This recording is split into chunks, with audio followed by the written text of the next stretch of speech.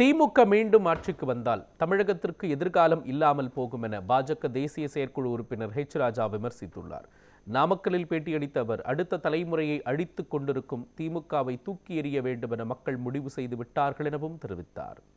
அதாவது என்னன்னா, தமிழகத்தின் அடுத்த தலைமுறை இன்டெலிஜென்சியாவை இப்பவே முடக்கி போடுது. போதையில் அப்படின்னா தமிழ்நாடு எதிர்காலமே இல்லாமல் இருண்டு போகும். ஸ்டாலின் மீண்டும் ஆட்சிக்கு வந்தார், திமுக மீண்டும் ஆட்சிக்கு வந்தார். ஆகவே இந்த அடுத்த தலைமுறையை அழித்து கொண்டிருக்கின்ற ஒரு தீய அரசாங்கம், அது ஸ்டாலின் சொன்னா அது MK ஸ்டாலின் எடுத்துக்கலாம், உதயநிதி ஸ்டாலின் எடுத்துக்கலாம், ரெண்டு ஒண்ணுதான். அந்த குடும்பம் தமிழகத்தின் அடுத்த தலைமுறையை அழித்து கொண்டு இருக்கிறது. அதனால இந்த திமுகவை தூக்கி எறியணும்னு மக்கள் முடிவு பண்ணிட்டாங்க. கீழே NDAக்கு கீழே மக்கள் வந்து